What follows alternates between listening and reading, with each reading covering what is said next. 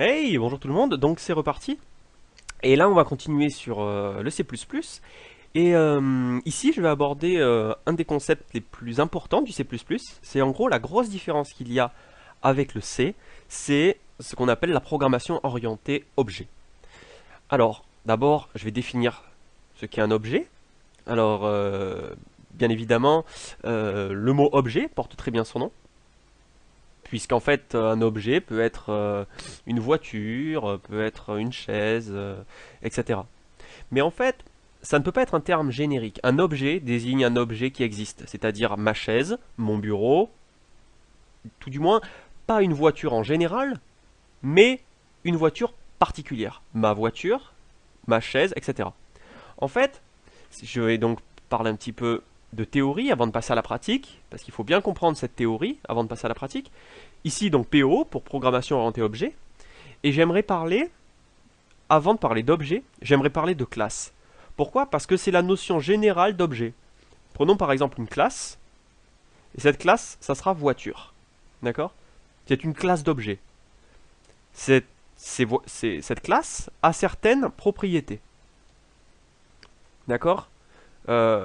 Par exemple, on va mettre ici la couleur, la taille, je sais pas, le poids, la marque, etc. D'accord? Ça, ce sont des propriétés.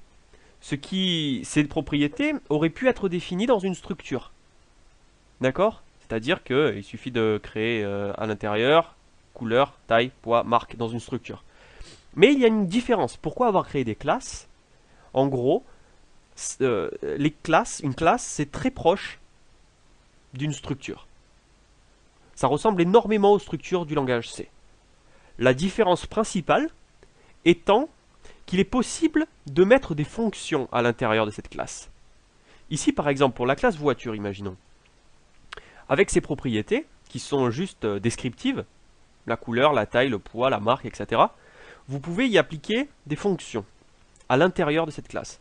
Par exemple, on va prendre des fonctions comme freiner, comme tourner à gauche, tourner à droite, bien sûr, voilà, etc. Accélérer, décélérer, etc. Donc ici vous avez donc deux fonctions, deux caractéristiques bien différentes, les propriétés, qui sont descriptives, et les fonctions, les actions si vous voulez sur l'environnement. Elle peut freiner, tourner, etc. Donc ici, c'est donc la définition d'une classe, si vous voulez. Du mot-clé général, voiture. Maintenant, un objet, qu'est-ce que c'est? Un objet, ça utilise les classes pour se définir. C'est-à-dire, ici, on va créer un objet, et cet objet, ça sera par exemple ma voiture. Alors, ma voiture a des propriétés, d'accord? Ces propriétés, elle hérite ces propriétés de la classe qui a utilisé pour le créer, en fait. Ici, voiture. Ma voiture est bien évidemment de type voiture. Donc, ma voiture a des propriétés, qui sont les suivantes, et ont des valeurs à ces propriétés. C'est-à-dire, ici par exemple, blanche, taille, on peut faire 50 mètres de long, poids, 150 tonnes, marque, je sais pas, Samsung, oui, oui, bon, voiture Samsung, et, euh, et bien évidemment, ici, donc comme j'ai dit tout à l'heure, ça peut correspondre, ce propriété peut correspondre à une structure, mais dans une classe, vous pouvez aussi y ajouter des fonctions. Alors, un peu de vocabulaire. Les fonctions qui appartiennent à une classe sont appelées méthodes. Voilà. Donc ces méthodes, bien évidemment, ici j'ai écrit fonction, j'écrirai méthode par exemple. Voilà, pour garder le même vocabulaire. Donc les méthodes, en fait, elle va partager les mêmes méthodes que sa classe, que la classe qui a été utilisée pour la créer. D'accord? Si ma voiture est de type voiture, elle pourra bien évidemment freiner, tourner à gauche, tourner à droite, accélérer, décélérer, etc. Donc voilà un peu le principe de pourquoi a été créée la programmation orientée objet. Pour représenter des objets avec des propriétés et des fonctions associées qui sont des méthodes. Donc je me répète, mais en gros, ici, ce que je vais dire, c'est qu'une variable qui est dans une classe, on appelle ça une propriété. On va parler un peu de vocabulaire. Et une fonction qui est dans une classe ou dans un objet, on appelle ça donc une méthode. Ok? Donc voilà. J'espère que ceci est clair pour tout le monde. Vous comprenez bien la différence entre les fonctions et les caractéristiques descriptives. Donc c'est un peu ça l'idée en fait. Donc je vais vous montrer ça dans un exemple. On va voir un peu ça. Et donc ici, bon, je vais créer comme d'habitude un petit fichier. On va appeler main.cpp comme d'habitude. On va mettre le code fondamental. Et alors voilà, laissez-moi un tout petit peu de temps.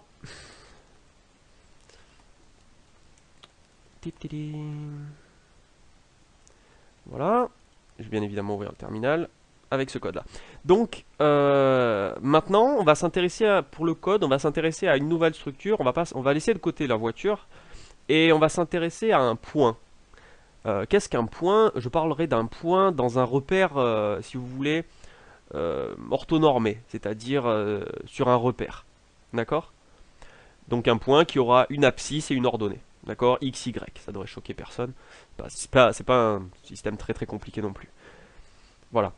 Donc, d'abord, ce qu'il faut, avant de créer un point, un objet, comme je me répète, pour créer un objet, il faut qu'une classe existe, qui définisse la nature de cet objet.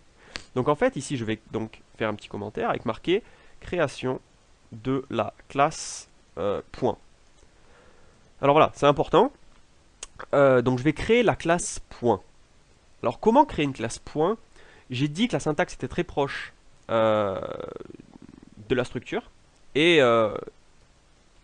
la syntaxe est à peu près la même. C'est-à-dire que vous avez le mot classe avec un espace, point, et ensuite double crochet et finir par un point virgule. Donc vous voyez que la syntaxe est donc très proche, très proche de la structure. Donc maintenant que ici je fais donc une classe qui ne contient pour l'instant rien du tout, et pour créer un point, vous voyez que ça c'est les définitions d'un point, si vous voulez. Pour l'instant je ne mets rien à l'intérieur, mais c'est la création de la classe, point. Maintenant, ce que je veux mettre ici par exemple, c'est créer un point, du point, on va appeler grand A par exemple. Voilà. On va créer un point qui s'appellera grand A. Alors, on va voir ça. Comment créer un point grand A? Alors c'est très facile, il suffit d'écrire point, ici, la classe que j'ai définie, et ensuite mettre grand A. Alors on va voir ce que dit le compilateur, il dit aucun problème. Donc ça veut dire que il n'y a pas de souci. Alors voilà en gros comment définir les différents éléments. Maintenant, on va s'intéresser au contenu de la classe point et définir ses caractéristiques et ses fonctions. Donc on va rentrer là-dedans. Et un point, donc ce sera un truc très général, donc. Et en fait, l'intérieur d'une classe est divisé en deux parties. Une partie qui est privée et une partie publique. Alors, vous allez comprendre son utilité plus tard. Enfin, plus tard dans la vidéo. Hein. Donc, ici, il faudra donc écrire public, deux points. Et tout ce qui suivra sera public. Et ensuite, privé, deux points. Et tout ce qui suit sera privé. Enfin, c'est dans cet ordre, mais vous pouvez mettre très bien privé au-dessus et public après. Voilà. Donc, divisé en deux parties, une qui sera publique et l'une qui sera privée. Alors, en gros, tout ce qui est dans privé ne pourra pas être modifié à l'extérieur de la classe elle-même. Je vais vous montrer tout à l'heure avec un exemple, mais pour l'instant, donc, en gros, toutes les variables doivent être privées. C'est une bonne habitude à prendre. Déjà, ici, donc, je vais créer deux variables, comme j'ai dit des coordonnées, ça sera x et y, d'accord? Donc on va créer deux coordonnées x et y, quoi. Et ensuite, si vous voulez, donc à ce moment-là, ce point A, vous comprenez bien, comme il est de classe point, il aura deux variables qui lui appartiendront, x et y. Donc, Alors là, si c'était une structure, vous auriez dit, ah d'accord, alors on va modifier par exemple, si vous voulez modifier x et qu'il s'agissait d'une structure, vous auriez fait par exemple a.x égale 2, par exemple. Et regardez ce qui se passe. Le compilateur n'est pas content. Et il me dit x est privé. C'est pour ça que si vous voyez ici, les variables doivent être mises en privé, et car en fait, si elles sont mises en privé, elles ne peuvent pas être accédées dans le main. Maintenant, regardez, par exemple, si j'enlève de privé et je mets dans public. Je mets les variables dans le public. Et ici, vous voyez que tout se passe sans problème. Voilà. Mais c'est une très bonne habitude de tout mettre dans le privé et d'y accéder uniquement grâce aux fonctions de cette même classe. Donc, voilà. En gros, je vais expliquer. C'est-à-dire, la plupart du temps, lorsque vous créez une classe, vous aurez deux fonctions générales, que je vais mettre dans public, bien évidemment. C'est une fonction qui va afficher quelque chose. D'accord? Et une fonction qui va modifier, tout simplement, quelque chose. Alors, pour la fonction afficher, c'est très simple. D'accord? Elle va récupérer ces éléments et les afficher. Alors, on peut essayer de la faire tout de suite. Voilà. Donc, est-ce qu'elle prendra un argument? Non. Elle retourne rien, parce que de toute façon, j'ai pas rien envie de retourner dans cet exemple. Donc, void. L'intérieur, on va tout simplement afficher x. Après, on va mettre, je sais pas, une virgule. Et après, on va afficher y. Et après, on met une nouvelle ligne. Voilà, par exemple. Voilà. Donc, bon, ça, c'est une fonction standard. Elle est à l'intérieur de public. Alors, pour appeler une fonction qui est à l'intérieur d'une classe, il faut définir le point en question. Par exemple, pour afficher les résultats, il me suffirait d'appeler cette méthode particulière, c'est-à-dire a.afficher. De cette manière-là. D'accord? Comme les structures. Point. Maintenant, vous vous rendez bien compte qu'ici, cette fonction va m'afficher n'importe quoi. Alors, on va voir ce que ça va donner. Il m'affichera des chiffres de fou, parce que, justement, x et y n'ont pas été définis. C'est pour ça qu'ici, je vais utiliser la fonction modifier, et lui ajouter un contenu afin qu'on puisse modifier, quoi. Donc, je vais créer donc, int v et int w, par exemple. Et si je vais utiliser donc ces variables pour récupérer, bon, c'est pareil que d'habitude, hein. Donc là, rien ne devrait vous surprendre, quoi. Ensuite, je vais assimiler v à x, et voilà. Et je vais faire pareil avec y qui sera w. Ok? Donc cette fonction pourra être appelée pour modifier le contenu. Donc ici, c'est ce qu'on va faire. On va donner des coordonnées, par exemple, imaginons 2, 2. Pour appeler 2, 2, il suffit de faire a.modifier et d'y faire passer tout simplement, on va dire 2, 2. Vous voyez? Ici, dans l'écosystème, j'appelle cette fonction qui appartient à A que je viens de créer. Ok? Donc on va voir ce que ça donne. Et ici, vous voyez bien 2,2. Ok? Donc ici, vous avez tout simplement comment modifier, accéder aux fonctions, accéder aux méthodes. Et voilà. Donc vous voyez qu'il n'y a que ces fonctions qui peuvent directement modifier les valeurs de x et y. Parce que modifier, vous voyez qu'il arrive à accéder à ces variables-là. Mais si vous y essayez d'y accéder directement, ça ne marchera pas. A.x, comme j'ai dit, c'est une syntaxe qui est interdite et qui ne fonctionnera pas. Parce que vous devez mettre vos variables dans le privé. Voilà. Donc, il existe une deuxième manière de créer un point A, c'est en utilisant les pointeurs, une allocation, disons, dynamique. Je vais écrire ici pointeur, et je vais vous montrer que la syntaxe pour utiliser est un peu différente. Donc d'abord, ce qu'il faut bien évidemment, c'est créer un pointeur, qu'on va appeler ici P, créer un pointeur de type point, donc il va pointer vers point, et ensuite utiliser new, par exemple, new point. D'accord? Et ensuite, Par contre, vous pouvez définir, donc le résultat ici revient à peu près au même, mais maintenant, lorsque vous voulez accéder aux composantes, vous devez utiliser le symbole différent, c'est-à-dire la flèche, tout simplement. Tirer, symbole supérieur. Je vais vous montrer. Ici, par exemple, si je fais, comme j'ai utilisé tout à l'heure, p.affiché, et je vais enlever cet affiché-là, histoire qu'il n'apparaisse pas. Ici, vous me verrez, erreur. D'accord? Donc, vous ne pouvez pas utiliser, comme j'ai dit tout à l'heure, le point ici. Puisqu'il s'agit d'un pointeur, vous devez utiliser la flèche. Tirer, supérieur. Et là, après, vous pouvez appeler la fonction que vous voulez. On va voir. Et ici, vous voyez 0, 0. Ok. Et donc, pareil pour tout à l'heure. On va récupérer ça. Et on va dire P. Bien évidemment, utiliser la flèche. Modifier. Et cette fois, on va mettre 3, 3, par exemple.